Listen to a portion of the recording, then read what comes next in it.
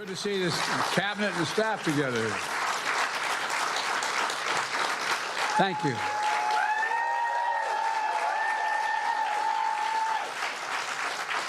Thank you, thank you, thank you. Please. Thank you, thank you, thank you. It's good to see you all. Particularly good to see my granddaughter sitting in the front row here. Hi, Finn. How are you, honey? For over 200 years, America has carried on the greatest experiment in self-government in the history of the world. And that's not hyperbole, that's a fact. We're the people. The people vote and choose their own leaders, and they do it peacefully.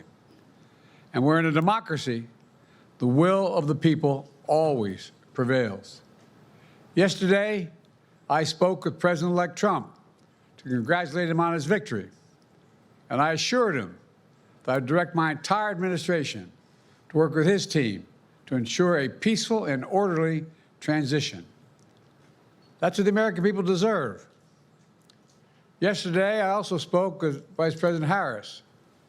She's been a partner and a public servant.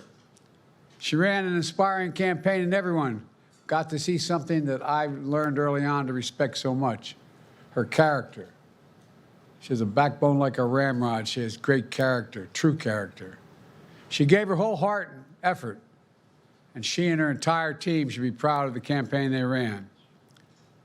You know, the struggle for the soul of America, since our very founding, has always been an ongoing debate and still vital today. I know for some people, it's a time for victory, to state the obvious. For others, it's a time of loss. Campaigns are contests of competing visions. The country chooses one or the other. We accept the choice the country made. I've said many times, you can't love your country only when you win. You can't love your neighbor only when you agree. Something I hope we can do, no matter who you voted for, is see each other not as adversaries, but as fellow Americans. Bring down the temperature. I also hope we can lay to rest the question about the integrity of the American electoral system. It is honest, it is fair, and it is transparent. And it can be trusted, win or lose. I also hope we can restore the respect for all our election workers who busted their necks and took risks at the outset. We should thank them. Thank them for staffing voting sites, counting the votes, and protecting the very integrity of the election. Many of them are volunteers who do it simply out of love for their country. And as they did their duty as citizens, I will do my duty as president. I'll fulfill my oath, and I will honor the Constitution. On January 20th, we'll have a peaceful transfer of power here in America.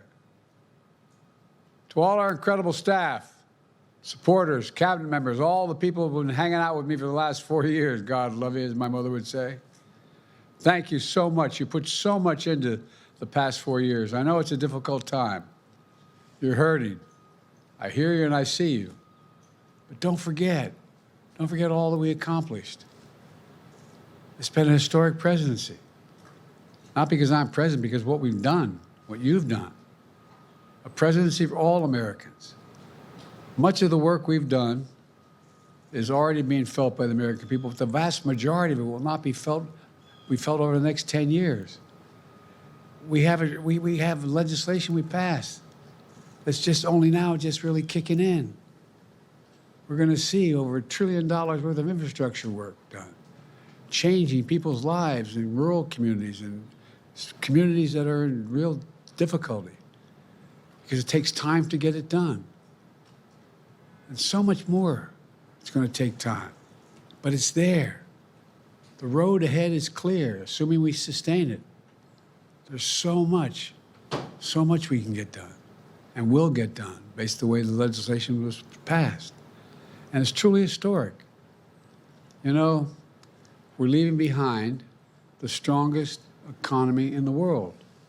I know people are still hurting, but things are changing rapidly. Together, we've changed America for the better. Now we have 74 days to finish the term, our term. Let's make every day count.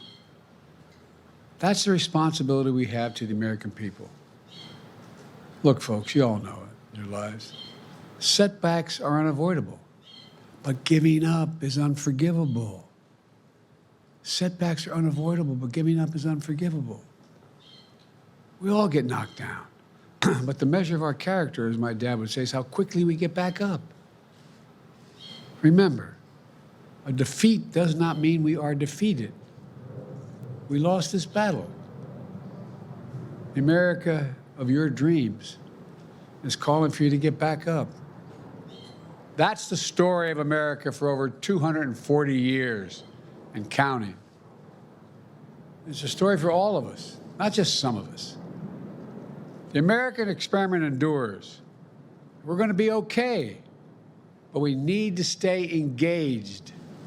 We need to keep going. And above all, we need to keep the faith.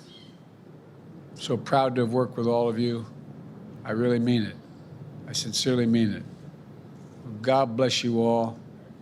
God bless America. And may God protect our troops. Thank you, thank you, thank you.